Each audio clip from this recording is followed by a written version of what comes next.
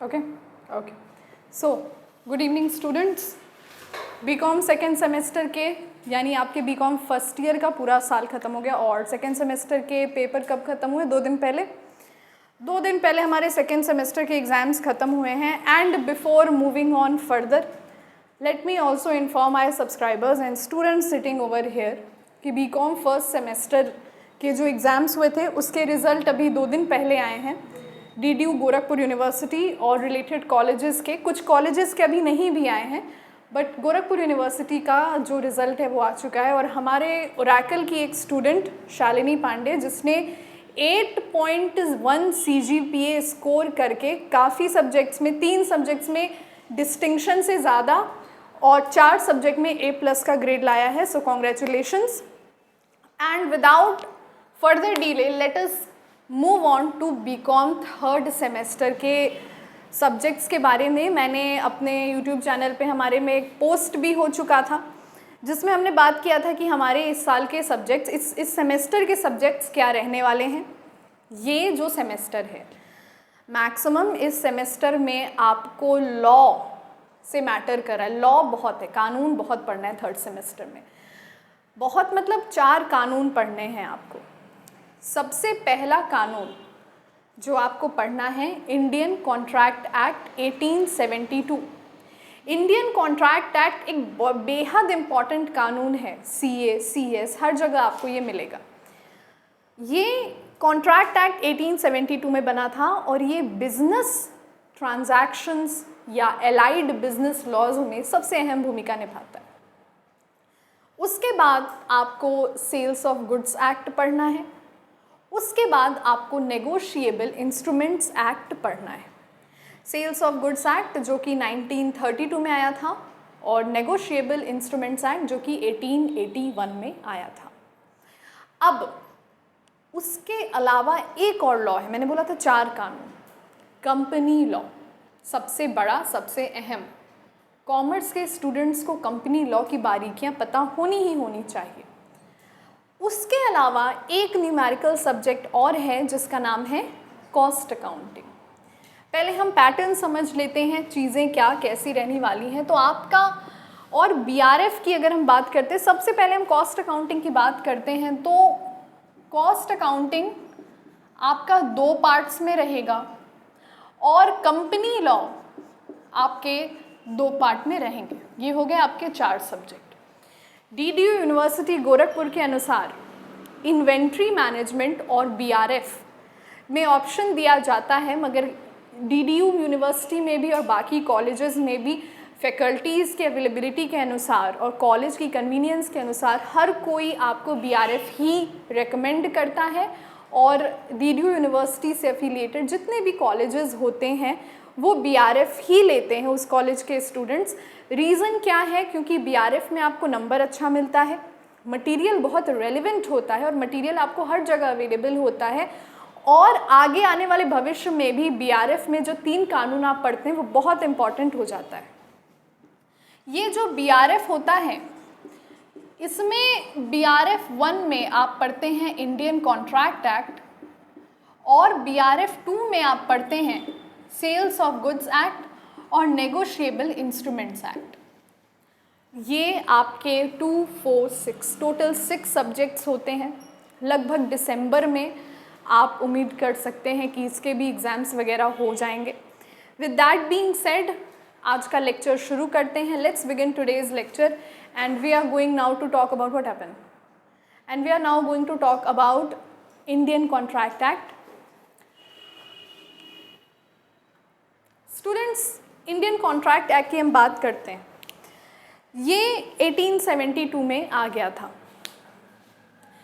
एक छोटी सी इंफॉर्मेशन में भी, it's not that important but you must know that sales of goods act initially और स्पेशल कॉन्ट्रैक्ट्स जो होते हैं ये सारे पहले इंडियन कॉन्ट्रैक्ट एक्ट के ही पार्ट हुआ करते थे।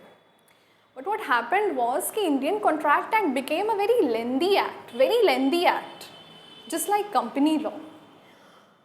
तो सुविधा को देखते हुए सेल्स ऑफ गुड्स के जितने सेक्शन थे उनको उठाया गया और एक दूसरे सेक्शन में डाल दिया गया।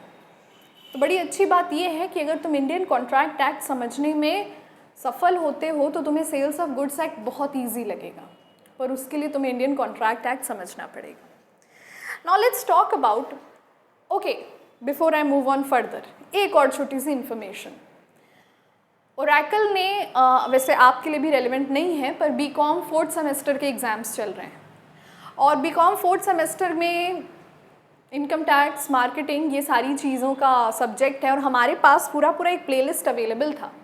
आज जो पेपर हुआ है, हमारे स्टूडेंट्स ने 90% प्लस उस पेपर को सही किया है. 1 से 2 MCQs की गड़बड़ी हुई है बस, क्योंकि हमारे इंस्टीट्यूट में हमने चीज़ों को MCQ पॉइंट ऑफ व्यू से बहुत रेलिवेंट और बहुत इमीडिएट, प्रॉम्प्ट, इंस्टेंट रखा था.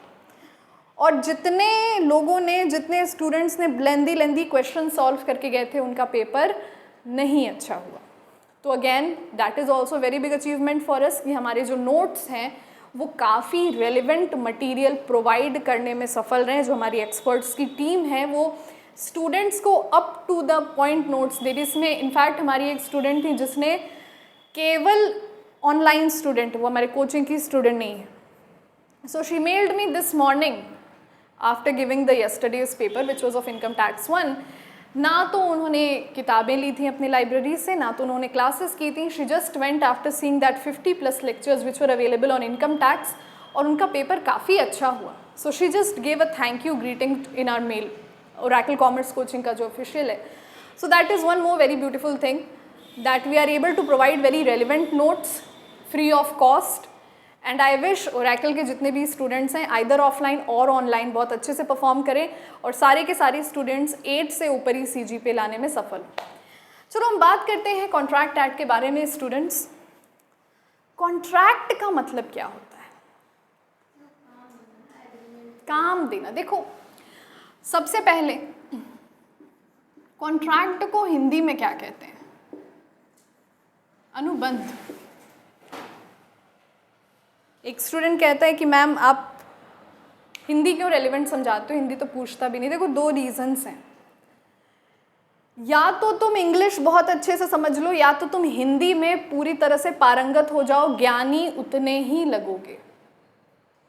ये बात बिल्कुल भी रेलिवेंट नहीं है कि केवल वो पर्सन जो बहुत फ्रीक्वेंट इंग्लिश के साथ बोलता है वही ज्ञानी लग सकता है. यदि आप इंडियन कॉन्ट्रैक्ट एक्ट 1872 को, भारतीय अनुबंध अधिनियम 1872 नहीं समझ पाते हैं, नहीं कह पाते हैं, तो आपका ज्ञान अभी अधूरा है. तो आपका ये कोशिश होना चाहिए, लॉ में, हमारे देश के जो जितने भी लॉ हैं, लॉ में उर्दू का भी, हिंदी का भी, इंग्लिश का भी अच्छे से इस्तेमाल किया गया है. जो जज बैठते हैं, जो हियरिंग सुनते हैं, उनको तीनों में से कोई भी लैंग्वेज आ सकती है या हो सकता है ना आए, पर यू बीइंग अ लॉयर, अगर सामने जो व्यक्ति हियरिंग करा रहा है वो लॉयर है, उसको तीनों में पारंगत होना चाहिए.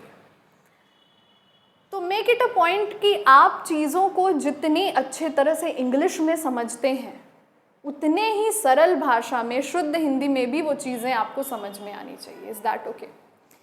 तो इंडियन कॉन्ट्रैक्ट एक्ट 1872 या भारतीय अनुबंध अधिनियम 1872 क्या कहता है? स्टूडेंट्स, कॉन्ट्रैक्ट में सबसे पहली चीज़ आपको ये समझना है कि ये एक अग्रीमेंट होता है. अग्रीमेंट मतलब हामी भरना. समझौता तो हम, हाँ ठीक है, चलो समझौता भी कह सकते हो. अग्रीमेंट क्या कभी किसी व्यक्ति का खुद ही से अग्रीमेंट हो सकता है क्या? एक गाना है, नया गाना है, गाने के लिरिक्स है, दिल को मैंने दी कसम ना धड़के तेरे बिना. यहाँ पे व्यक्ति अपने दिल से ही अग्रीमेंट कर रहा है. ये क्या कॉन्ट्रैक्ट में ले सकते हैं? अगर दिल धड़क गया उसके बिना, तो क्या आप अपना दिल एक हाथ में लेके कोर्ट में पहुंच जाओगे कि सर ये धड़का है उसके बिना? जज बोलेगा कि सुनो, सस्ते नशे बंद करो और दिल अंदर लो वापस, कैसे जीवित हो तुम? तो अग्रीमेंट के लिए यहाँ से हमने एक चीज़ समझी कि there has to be 2 or more parties. अब ये अग्रीमेंट दो और मोर पार्टीज द्वारा हो, ये कॉन्ट्रैक्ट का पहला वाजिब फीचर है। वाजिब फीचर मतलब रीजनेबल फीचर। दूसरी बात, दो या दो से ज़्यादा जितनी भी पार्टीज इन्वॉल्व हैं कॉन्ट्रैक्ट में, जनरली जो आप पढ़ेंगे, आप जिन समस्याओं का उदाहरण लेके आगे बढ़ेंगे, वो सारी चीज़ें दो पार्टियों पर ही फोकस करती होगी। समझ में आ रही बात मेरी? तो जनरली जब आप उस सोर्स में चलेंगे, आपको मैं एक बात बताऊं, आपने दो पार्टीज़ का ही एग्जाम्पल मिलेगा मैक्सिमम। हाँ, जब हम बेलर बेली एजेंसी पे पढ़ेंगे तो फिर वहाँ पे हमारी एग्जाम्पल्स बढ़ेंगे। स्टूडेंट्स, मैं एक बार दोबारा से एम्फसाइज करती हूँ इस बात पे कि आपने लॉ को लेकर अब आप चल रहे हो तो 6 महीने आप कोशिश करिए कि आपको हिंदी का थोड़ा एक्स्ट्रा नॉलेज हो। ये क्या होता है ना, कानून के भाषा में जब कोई अच्छी हिंदी बोलने में सफल रहता है तो सामने वाले पे बड़ा अच्छा इंप्रेशन आता है। एक वाकया बताऊँ मैं, एक सेमिनार था, एक कॉलेज में मैं पढ़ाती थी इससे पहले, तो एक सेमिनार का कूपन आया था ना, I decided let's see what is this everything. Teaching में, प्रोफेसरशिप में नहीं थी मैं, so everything excited me, still it's all excites me. I really love what I do, I love teaching. और मेरा ये मोटिव है कि टीचिंग कैसे फ्री हो सके। मुझे अगर साइंस आता तो मे बी साइंस भी फ्री होता, मुझे कॉमर्स ही आता है। So I went in the seminar, it was very nearby, यहीं जो गोरखपुर का टाउन हॉल है उधर ही किधर था।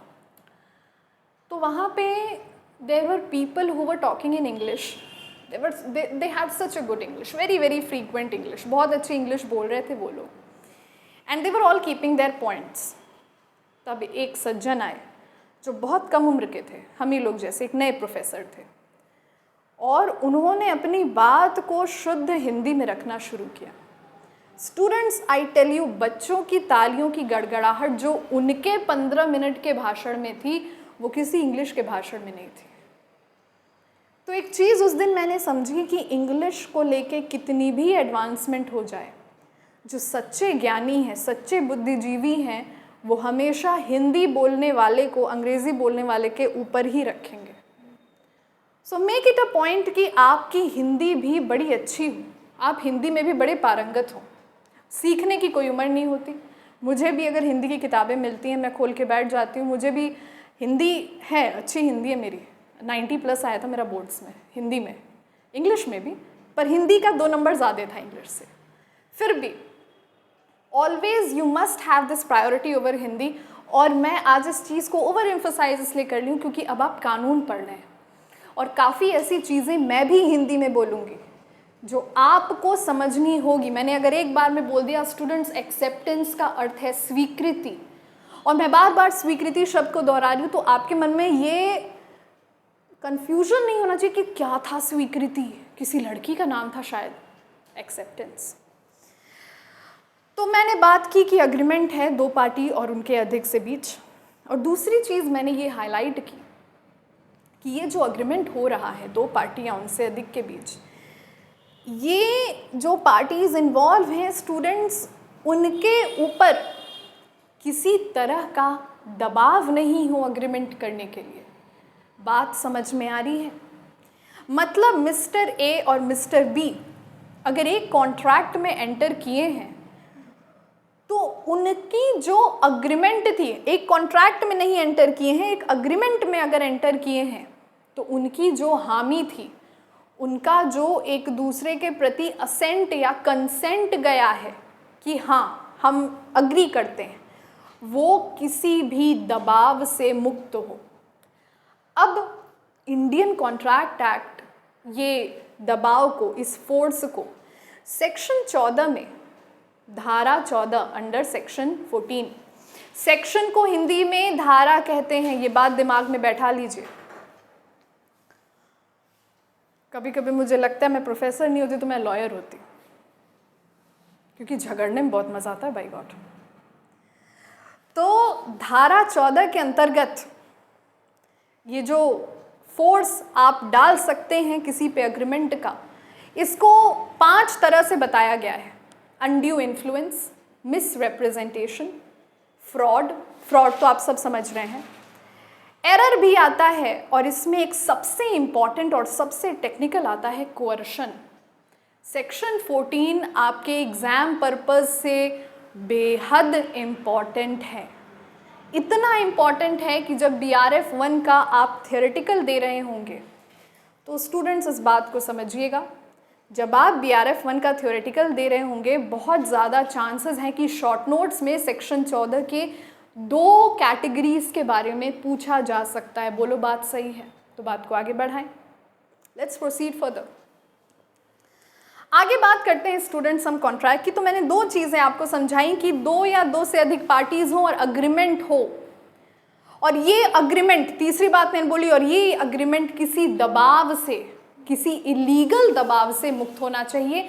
वो दबाव क्या है हम सेक्शन 14 में पूरी जानकारी से बात करेंगे। चौथी चीज़ समझिएगा, जो दोनों पार्टी जिस अग्रीमेंट में आई हैं उस अग्रीमेंट के अनुसार एक पार्टी से एक फेवर फ्लो करेगा और दूसरी पार्टी से कंसीडरेशन फ्लो करेगा। बड़े डिटेल में पढ़ोगे, बहुत नई चीज़ें हैं, लिखो मत, बिल्कुल मत लिखो। ये वीडियो अपलोड हो जाएगा तुम लोगों के घर पहुंचने तक, वीडियो देख के लिखना। पहली बार लॉ पढ़ रहे हो, एकदम एक एक शब्द मैं जो बोल रही हूँ सुनो। मैंने बोला एक पार्टी से फेवर मूव करे और दूसरे पार्टी से कंसीडरेशन मूव करे। हमने यदि छोटा सा एग्जाम्पल लेते हैं, हम गए पेन खरीदने, ठीक है, 5 रुपए की पेन हमने खरीदी, हमें पेन मिला। हालांकि यहाँ पे sales of goods act operate करता है, पर ये मत भूलो कि सेल्स ऑफ गुड्स एक्ट पहले किसका पार्ट था? Indian contract act. बहुत रफ एग्जाम्पल से मैं समझा रही हूँ कि तुम्हें कंसीडरेशन और फेवर का अर्थ समझ में आए। मैंने पेन खरीदा, वो जो प्रोडक्ट हमें दुकानदार ने दिया वो उसका फेवर था, और वो जो 5 रुपए हमने दिया वो हमारा कंसीडरेशन था। थोड़ा बहुत समझ में आया? तो एक फेवर दे और दूसरा कंसीडरेशन फ्लो करे। इस फेवर को जब और डिटेल में पढ़ोगे तो इसको बताया है डूइंग एन एक्ट और नॉट डूइंग एन एक्ट। तो क्या नॉट डूइंग एन एक्ट कैसे? ये तो फिर थोड़ा इलीगल सा साउंड करता है। डिटेल में पढ़ोगे तो समझ में आएगा। कभी कभी किसी काम को ना करना भी, काम को ना करना भी कॉन्ट्रैक्ट एक्ट के तहत आता है। तो एक पर्सन से फेवर फ्लो किया है, दूसरे पर्सन से कंसीडरेशन फ्लो किया है, और सबसे इम्पॉर्टेंट चीज़, ये सारी चीज़ें लीगल हैं। ना तुम्हारा कंसीडरेशन इलीगल था, ना फेवर इलीगल था, कुछ भी इलीगल नहीं था। तो मतलब ये कानून द्वारा एनफोर्सेबल है। एनफोर्सेबल है मतलब कानूनी रूप से इनमें कहीं कोई त्रुटि नहीं है, कहीं कोई गलती नहीं है। ऐसी चीज़ों को हम कहते हैं एनफोर्सेबल बाय लॉ। क्या पेन बेचना इलीगल है? क्या नहीं। 5 रुपए उसको देना इलीगल नहीं, तो it's enforceable by law, it's very legal. जब ये 5 चीज़ों का मिश्रण क्रिएट होके एक अग्रीमेंट होता है, तब हम उस अग्रीमेंट को कहते हैं कॉन्ट्रैक्ट। तो मतलब अभी हमने केवल मीनिंग पढ़ा है, शायद 10 मिनट निकल गए होंगे मीनिंग ही सुनते सुनते। अब एक छोटा सा एग्जाम्पल हम बोर्ड पे लिखेंगे और आपको बहुत क्लियर हो जाएगा कि यहाँ पे मैंने जो बोला उसको संक्षेप में, मतलब शॉर्ट में आप कैसे समझेंगे। ध्यान दीजिएगा बोर्ड पे। बोर्ड पे आपके सामने 3 इक्वेशन के फॉर्म में मैंने कुछ लिख रखा है। किताब में नहीं है। एक स्टूडेंट कह रहा है हमारे कि जो कि किताब में नहीं है। ये बताओ, किताब तो हर बच्चा पढ़ के जाता है, तो हमारी कोचिंग के बच्चे अच्छा नंबर लाने में क्यों सक्षम रहते हैं? क्योंकि ये नोट्स उनके काम आते हैं। हमारे सब्सक्राइबर्स भी अच्छा नंबर लाएं। ध्यान दीजिए, ये 3 चीज़ें हैं, ये 3 इक्वेशंस हैं, और इन 3 इक्वेशंस की ही हमने अभी तक बात की। Have a focus on these. Offer plus acceptance.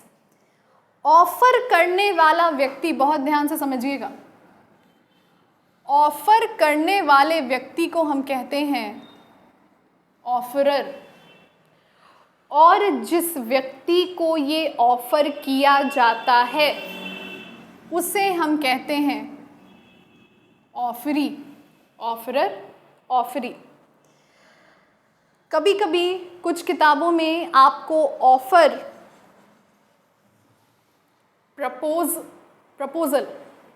Proposal नाम से भी दिया होगा। Offer is also known as proposal. अब अगर प्रपोजल हुआ है तो दो चीज़ें होंगी, या तो रिजेक्ट हो जाएंगे आप, या तो एक्सेप्ट कर लिए जाएंगे आप। फिर से बात को ध्यान दीजिए, अगर प्रपोजल हुआ है तो या तो आप एक्सेप्ट कर लिए जाएंगे या तो आप रिजेक्ट कर लिए जाएंगे। अगर आप एक्सेप्ट कर लिए गए, वाह क्या बात, आपने प्रपोजल दिया और आप एक्सेप्ट कर लिए गए, तो वो बन गया अब एक प्रॉमिस।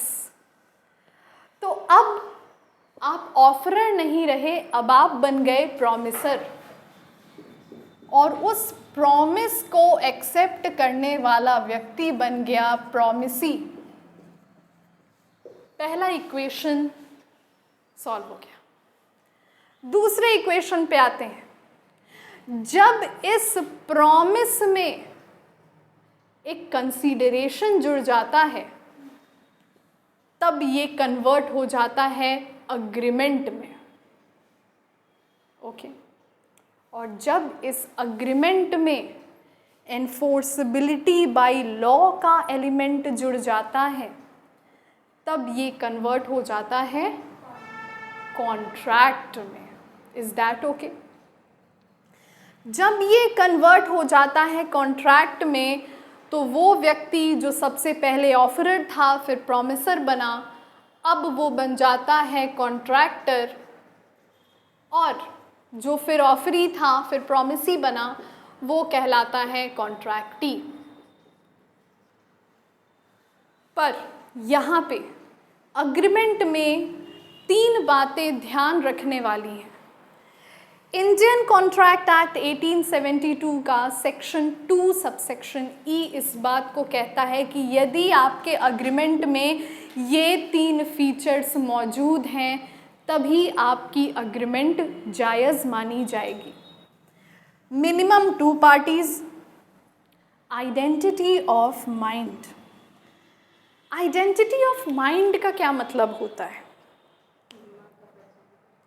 कह सकते हो दिमाग का पहचान का क्या, पहचान पत्र, दिमाग का पहचान पत्र, आइडेंटिटी कार्ड नहीं कहा है मैंने। सुनो, आइडेंटिटी ऑफ माइंड्स का क्या अर्थ है? तुम अपने फ्रेंड के वहाँ पे गए, ठीक है, मम्मी ने पूछा कब तक आओगी, तुम बोली 5 बजे तक, बोले ठीक है जाओ। मम्मी ने घड़ी देखी, कहीं 4:30 तो बज रहा है, फिर जाओ जाओ बिल्कुल जाओ। तुम्हारे कहने का अर्थ था कल सुबह 5 बजे। आपकी माता श्री ने समझा अभी आधे घंटे में। ये आइडेंटिटी ऑफ माइंड नहीं है। जब प्रॉमिसर, ऑफरर एक्चुअली, जब ऑफरर जिस सेंस में बात को कह रहा है और ऑफरी उसी सेंस में बात को समझ रहा है वो कहलाता है आइडेंटिटी ऑफ माइंड्स।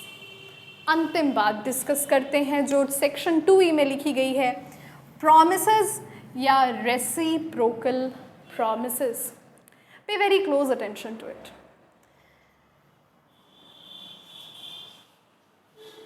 प्रॉमिसर ने प्रॉमिसी से कहा, प्रॉमिसर ने प्रॉमिसी से कहा कि क्या तुम जीवन भर मेरा साथ निभाओगी? बच्चों के चेहरे पे हल्की हल्की मुस्कान। क्या तुम मेरा साथ निभाओगी? प्रॉमिसी ने कहा इस जन्म में तो क्या, मैं 7 जन्म तक तुम्हारा साथ निभाऊंगी। आए हाय, सीटियाँ बज गई थिएटर में। तो मैं तुम्हारा साथ जीवन भर निभाऊंगा ये प्रॉमिस था, और मैं तुम्हारा साथ 7 जन्म तक निभाऊंगी ये रेसिप्रोकल प्रॉमिस था। जब प्रॉमिस के बदले में आपको एक और प्रॉमिस मिले, एक्सेप्टेंस ना मिले, समझ में आई बात? भाई प्रॉमिस के बदले में कंसीडरेशन मिल रही है, एक्सेप्टेंस जो भी, उसके बदले में आपको एक और प्रॉमिस मिल जा रहा है तो उसको रेसिप्रोकल प्रॉमिस कहते हैं। कंफ्यूज मत होइए स्टूडेंट्स, ये पहली क्लास थी। आपने अभी इतने एग्जाम्पल्स और इतने क्वेश्चंस लगाने हैं कि आपको आपके नाम से ज़्यादा इंडियन कॉन्ट्रैक्ट एक्ट के सेक्शन याद रहने वाले हैं। तो विद दैट बीइंग सेड, पहला लेक्चर ख़त्म हुआ और यहाँ पे आपने केवल इतना ही सीखा कि कॉन्ट्रैक्ट होता क्या है। So that's it for today. Okay, thank you class.